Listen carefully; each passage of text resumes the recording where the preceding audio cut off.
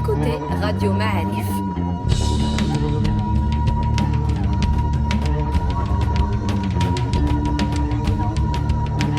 Le podcast Histoire.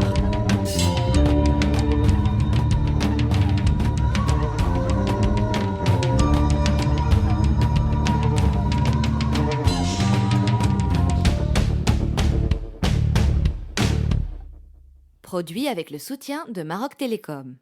Bonjour les amis, bienvenue dans un nouveau podcast Histoire de Radio Ma'arif. Nous sommes toujours à distance, mais toujours passionnés, toujours heureux de vous retrouver cette semaine encore une fois avec le professeur Abdullah Fili. Bonjour professeur. Bonjour Serd Allali. Comment ça va? Ça va très bien avec le confinement, le bonheur de... Enfin, les chercheurs en fait confinés, c'est pas une nouveauté. C'est bien. Nous, on vous a appelé aujourd'hui pour nous parler des Mérinides. Alors, dans Radio Ma'arif, on a eu deux grands podcasts de Sia Hamid Triki sur les Almohades. On a eu le vôtre sur les Almoravides. Donc, si on prend les choses dans l'ordre, c'est les Almoravides, ensuite les Almohades, et ensuite les Mérinides. C'est bien ça. C'est exactement ça. Les Mérinides, on voudrait bien avoir les idées un peu plus claires là-dessus, et c'est pour ça qu'on vous a convoqué à notre micro, derrière cette caméra, pour nous expliquer cette dynastie qui a donc régné entre 1258 et 1420, donc à peu près 160 ans, qui est originaire de l'Est, du Nord-Est, quoi, Zneta, Znessin, c'est bien ça. Est-ce qu'on peut commencer déjà avec la chute des Almohades? Parce que ça a l'air d'avoir été sanglant d'après ce que j'ai lu sur Internet. Alors, effectivement, la fin des Almohades était prévisible juste après la bataille de l'Uqab, la Snavas de Tolosa, qui était vraiment la défaite cuisante de cette dynastie et qui a précipité en fait la chute de tout l'Empire. Une chute qui a duré quand même pratiquement une cinquantaine d'années, avec des hauts et des bas, de la remise en question de la doctrine almohade, notamment par rapport à l'impeccabilité du Mahdi ibn Tomart, etc. Une défaite, en fait, qui a aussi ravivé les tensions au sein de la famille almohade elle-même, en fait, parce qu'il y a eu des luttes acharnées entre les membres de cette famille qui ont fini par avoir raison, en fait, de leur dynastie. Dont le dernier prince est Abu Dabbous, qui est rentré en contact avec les Mérinides, qui a trouvé les premiers Mérinides, donc qui a trouvé un pacte où lui régnerait sur le sud marocain et eux sur le nord, mais finalement, bien évidemment, sous l'emprise et la force de plus en plus évidente de cette nouvelle dynastie mérinide, bien évidemment, ils ont fini par avoir raison de ce prince qui était pourtant très vivant et très dynamique, mais il n'a pas eu les moyens de ses ambitions.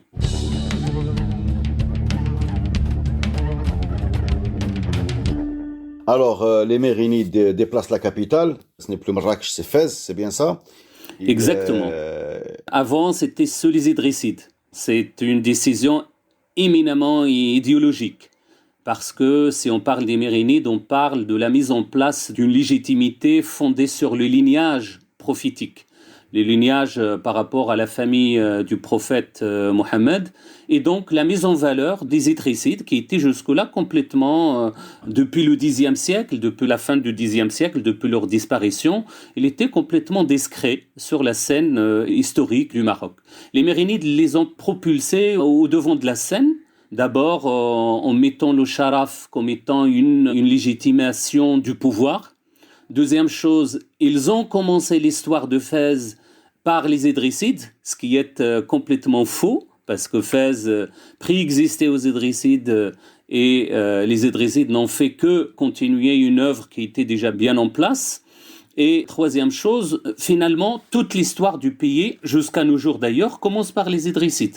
Et c'est pas par hasard qu'on trouve que leur place est très dominante dans les récits historiographiques au Maroc. Et donc Fès jouait un rôle très important dans la légitimation du pouvoir mérinide. Et ils ont pour le coup délaissé complètement le sud et surtout la capitale, l'ancienne capitale, deux fois capitale Marrakech, sous les Almoravides et sous les Almohades. Juste pour que je comprenne, les Mérinides réhabilitent les Idrissides, c'est ce que tu nous dis? Exactement. Et les Idrissides deviennent très importants dans l'histoire du Maroc Mais depuis les Mérinides. Depuis les C'est-à-dire Mérinides. que les Idrissides n'étaient pas considérés comme très importants ni par les Almoravides ni par les Almohades. Exactement.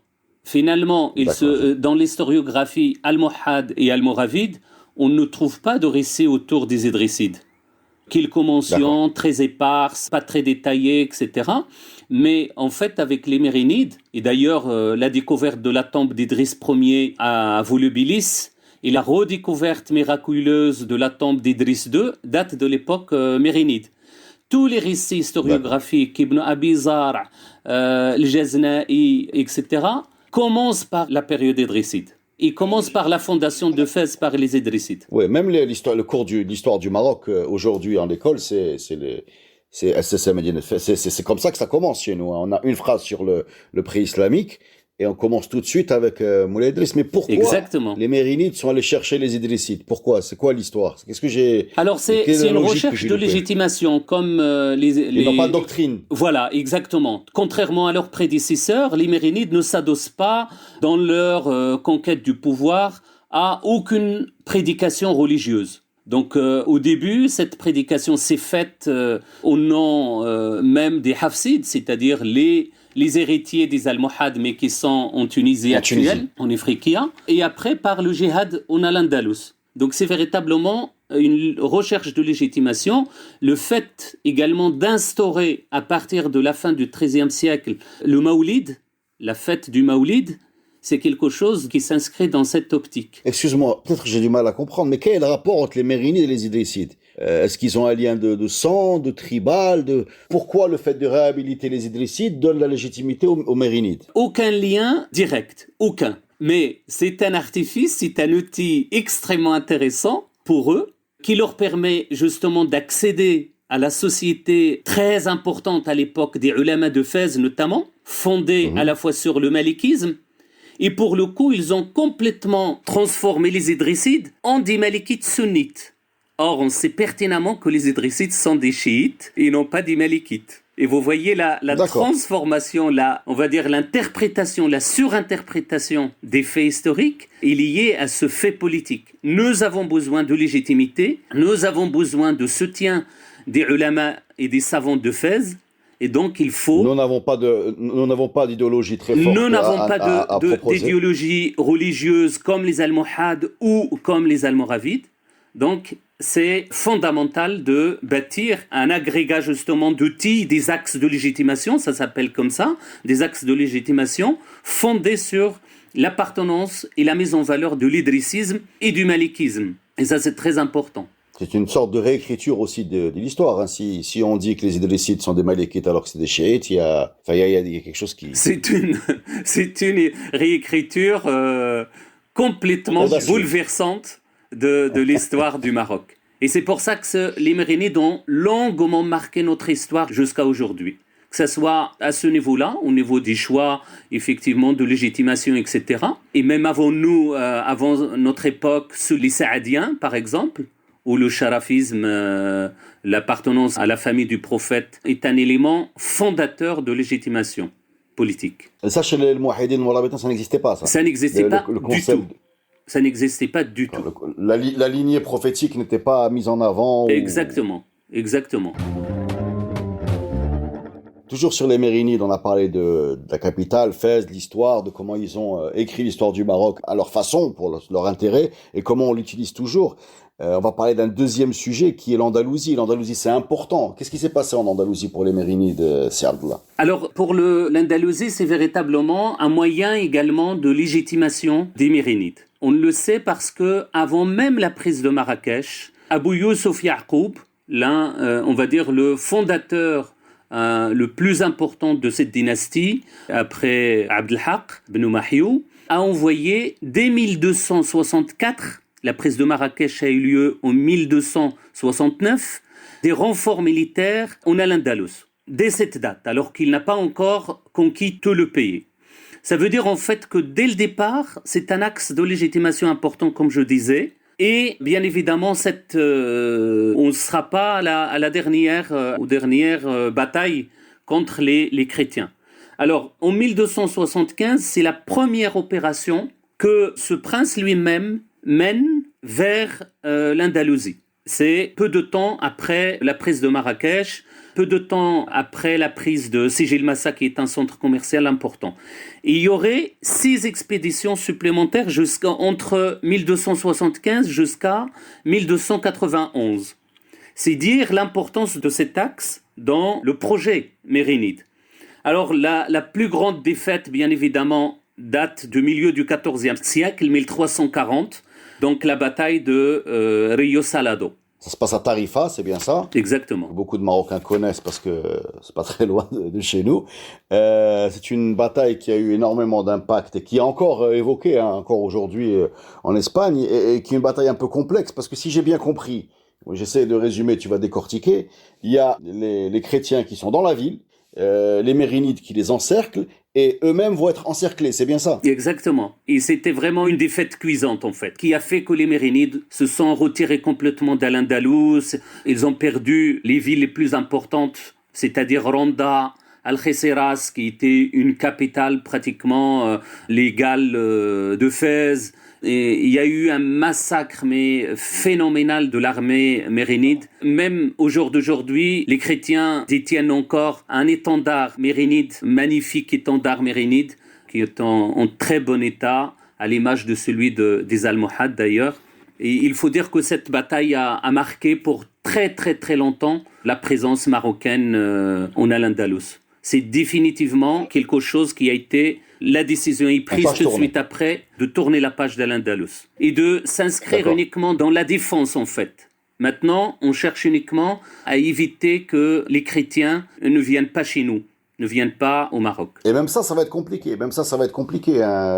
Puisque je crois savoir que Henri III prend Tétouan, c'est bien ça? Exactement. Donc, comme d'habitude, celui qui gagne continue à avancer. Le détroit n'est pas un problème. Et paraît c'est une catastrophe à Tétouan avec toute la population qui a été vendue en esclavage. C'est bien ça? Exactement. Et le problème, en fait, l'opération, le fait de défendre, d'avoir uniquement une stratégie de défense, fait toujours en fait qu'à la fin de la bataille, on perd le match. C'est toujours comme ça, malheureusement. Et les chrétiens étaient tellement dans une période faste que même Salé a été occupé pendant 15 jours avec un massacre énorme, ce qui a fait que les Mérinides, en 1276 à peu près, ils ont défendu Salé. C'est eux qui ont construit les murailles. C'est eux qui ont construit l'arsenal de Salé à partir de cette période. Et par là même, donc Challa, qui est, on va dire, la ville princière ou la nécropole princière des Mérinides. Donc c'était tout à fait normal que dans l'état de délabrement dans lequel l'État marocain se trouvait à cette époque, que les chrétiens viennent jusqu'à nos portes.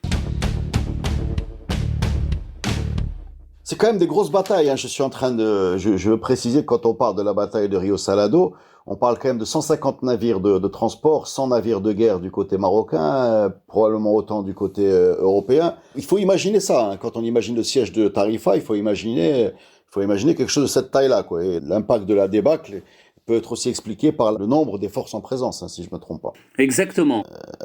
Juste un deuxième petit mot sur ce fameux drapeau des Mérinides. Est-ce que tu peux, s'il te plaît, nous décrire ce drapeau mérinide, s'il te plaît? Alors, le drapeau en question, en fait, il est vert avec un encadrement en calligraphie dorée et avec beaucoup de croissants, en fait. C'est toute la calligraphie à l'intérieur. Au centre de la bannière est en calligraphie koufique ou cursive. Donc c'est un très très très beau drapeau en fait, avec des textes coraniques à l'intérieur. C'est vraiment quelque chose qui est unique en son genre à l'époque. Alors on parlait des Mérinides guerriers, donc gros problème au nord. Quand on regarde la carte du Maghreb à l'époque mérinide, on voit, si je me trompe pas, alors d'un côté les Mérinides, du côté de chez nous. Du côté plus ou moins de l'Algérie, Tlemcen, les Ziyanides, c'est ça? Oui, Ziyanides, les Banu Abdeloued. Et du côté des Tunisiens, les Hafsides. Les Hafsides, oui, exactement. Et ça fait 3 royaumes, ça commence à ressembler à ce qu'on a aujourd'hui. C'est exactement quand ça. on regarde cette carte-là. avec des alliances, Tlemcen contre Qayrawan pour Fez contre Tlemcen, on a vraiment l'impression quand on dit cette période-là qu'on est dans une logique un peu d'État, un peu de chamaillerie, de voisins, rien à voir avec le grand empire almohade ou l'almoravide, quoi. Exactement, cette répartition tripartite du Maghreb, en tout cas, il a été scellé d'une manière définitive à cette époque. Les Banu Abdeloued au Maghreb central, les Hafsides en Ifriqiya et les Mérinides au Maghreb extrême. Cette tripartite, en fait, est justifiée par la géographie. Mais en tout cas, dès cette période, on a effectivement des jeux d'alliances qui sont extrêmement subtils et complexes à comprendre parce qu'au départ, les Mérinides étaient d'obédience hafside, en disant qu'ils reconnaissent en fait le pouvoir hafside.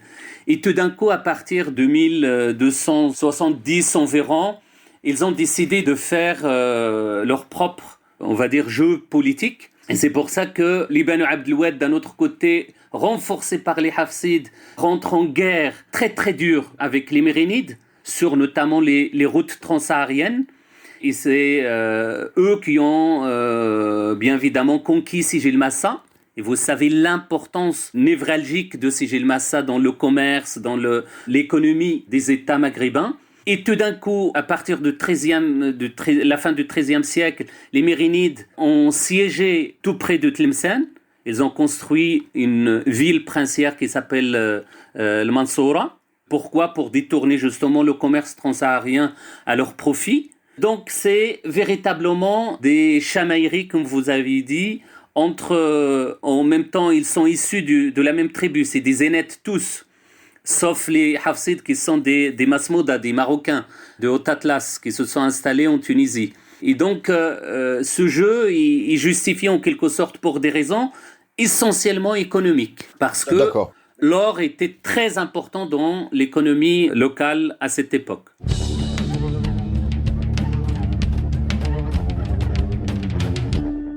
D'accord, bon, on va rester sur l'économie. Alors, j'ai lu quelque part qu'un des héritages mérinides les plus marquants, c'était le développement d'une sorte d'administration, du commerce, des droits de douane, ce genre de choses. Est-ce que c'est bien le cas ? J'ai bien compris.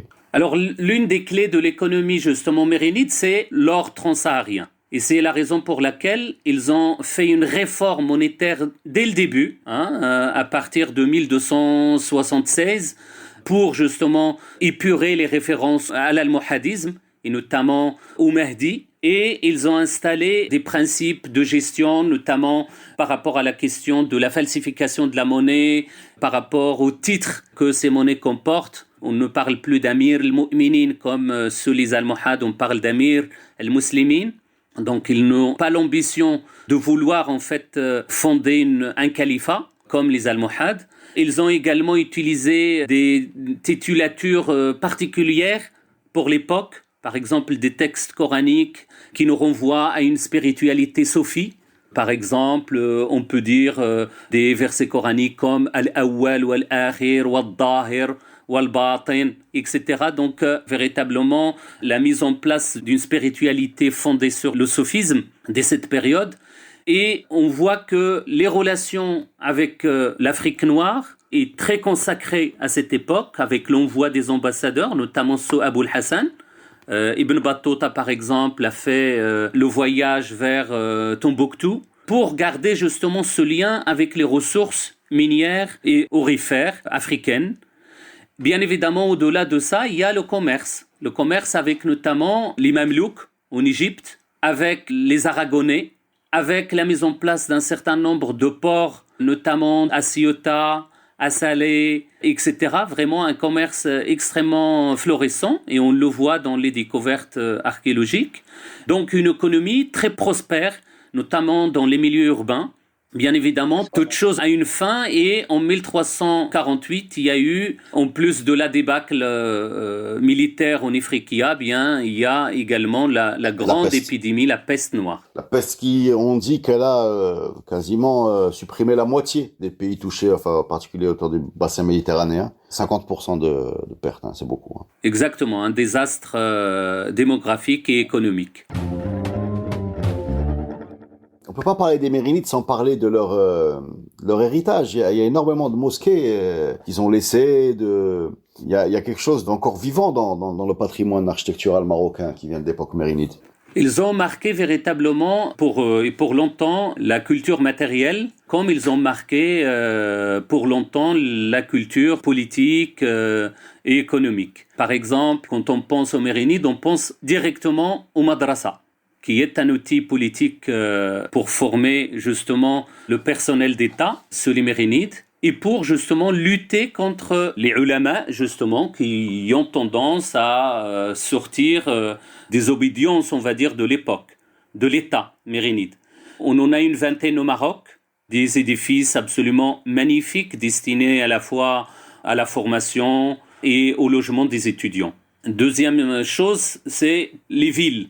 Fès Jdid, par exemple, est une ville du Makhzen qui a été fondée en 1276.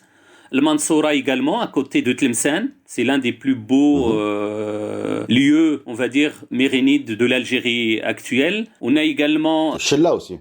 Challa, qui est véritablement le cimetière princier des Mérinides, à côté de l'Qoulla, à Fès, et où on trouve bien évidemment à la fois une madrasa, une mosquée, le tombeau d'Abou Hassan, le tombeau d'Abou Ya'qoub, Youssouf. Et on peut parler également des Zawiya. C'est la première fois qu'on a des Zawiya officiels à Salé, à Fès, à Taza, à Ceuta, qui accueillent à la fois les pèlerins et les nécessiteux. Ceux qui n'ont pas un lieu de résidence, bien évidemment, ils peuvent s'inviter dans ces lieux. Un dernier élément qui est très important également, c'est les Mellah. C'est la première fois qu'on a des quartiers de minorités religieuses qui sont placés au cœur de la ville du Makhzen, comme à Fès Jdid et dans d'autres villes. J'ai une petite question sur la peste. On a un grand podcast avec le professeur Hamid Tleki, passionnant sur l'analyse des phénomènes qui sont des grandes épidémies, des grandes catastrophes, leur impact sur la démographie, sur l'économie, etc. Mais est-ce que vous, à votre niveau, vous savez ce que les Mérinides ont fait face à cette peste de 1350 qui est, je crois, la pire, qui est très connue? Est-ce qu'il y a des documents là-dessus? Est-ce qu'on a une idée de comment ça s'est passé chez nous? Alors, je n'ai pas tous les détails, mais je sais qu'il y a une littérature vraiment unique en son genre dans le domaine de la gestion des épidémies de ce genre. Il y a pas mal de manuscrits, notamment à l'Escurial. Je ne peux pas vous dire le contenu exact de ces manuscrits, mais c'est à partir de cette période on a véritablement une littérature en fait très spécialisée dans le domaine des pandémies comme celle-ci. Ok, moi j'ai une question sur l'impact des Mérinides. Quand on va à l'école ou bien qu'on regarde rien que la structure de nos villes, on a des boulevards, on a des noms qui sont quand même marquants. On va pas les refaire tous, mais bon, Moulay Idriss pour Idrissides, les Almohades, on les connaît, Abdelmoumen et compagnie, les Almoravides, ils ont leur star, les Saadiens n'en parlons pas. Mais chez les Mérinides, Abou Hassan, Abou Inan, on n'a pas de grands noms. Est-ce qu'il y a personne qui se détache là-dedans, ou est-ce que c'était effectivement un peu plus plat? Il n'y a pas proposé de grands personnages comme ça. Alors effectivement, c'est une belle remarque. Malheureusement, effectivement, au niveau de la toponymie marocaine, il y a très peu de choses concernant les Mérinides, à l'exception de ceux qui ont fait en quelque sorte la gloire de cette période, à savoir Ibn Battuta par exemple, Ibn Khatib, Ibn Khaldoun, etc. Mais en termes de princes eux-mêmes, en fait, il y a très peu de choses. On peut retenir Abou Hassan, ou quand on parle à Salé, par exemple, de la madrasa, on parle de la madrasa mérinide. Très rarement de la madrasa d'Abou Hassan.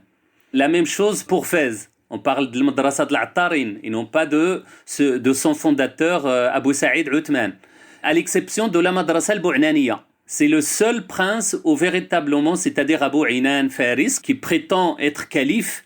C'est le seul de la dynastie mérinide qui a cette idée d'avoir le titre califal, d'ambition califale. Et donc, lui, toutes les madrasas d'Abu Inan, on les appelle madrasa al-Bu'naniya, que ce soit Afaz, Amknas, et voilà. Donc, c'est le seul pratiquement qu'on pourrait identifier comme étant celui qui a, on va dire, la gloire de préexister à cette dynastie.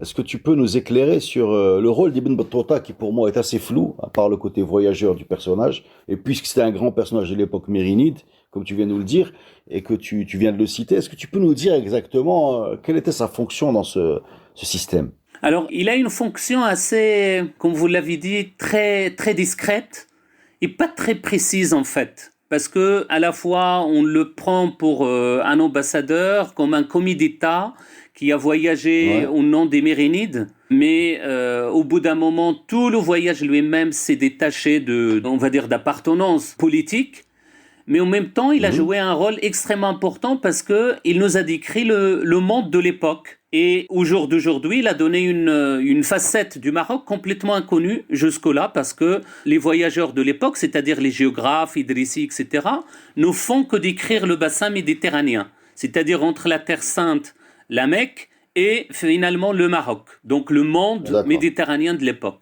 Ibn Battuta a dépassé toutes les limites possibles et imaginables de l'époque. Il nous décrit la Chine, même si, bien évidemment, on peut toujours douter, les gens, en tout cas les spécialistes, doutent de son arrivée jusqu'à la Chine, mais il n'y a aucun moyen pour nous, en tout cas, de dire que, pour le moment, qu'il n'est pas allé jusqu'aux régions qu'il décrit. Et donc, c'est à la fois faqih, à la fois, en même temps, c'est pas lui qui a écrit son voyage, le récit de son voyage, c'est Ibn Juzay.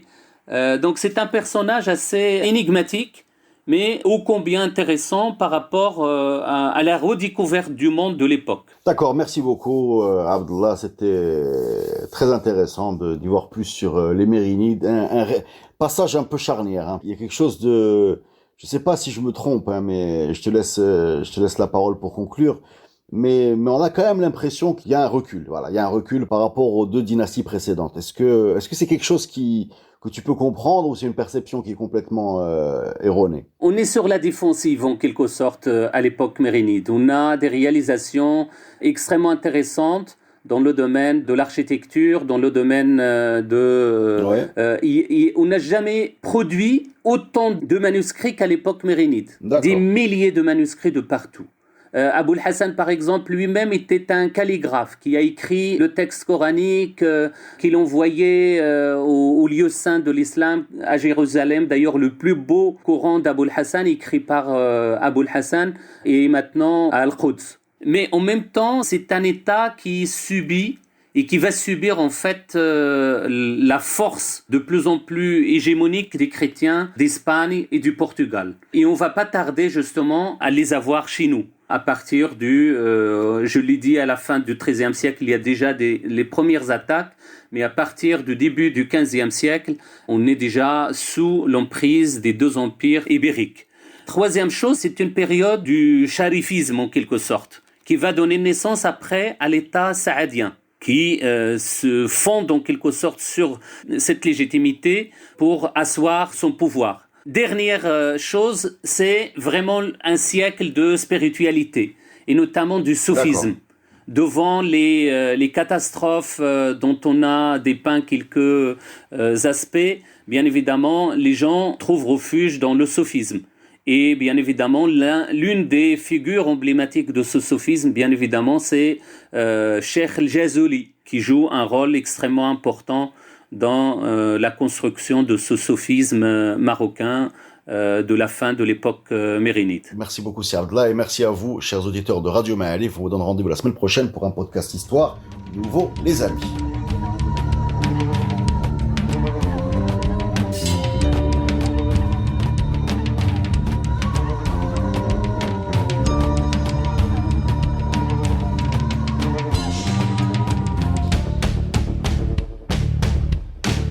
Ce podcast est produit avec le soutien de Maroc Télécom.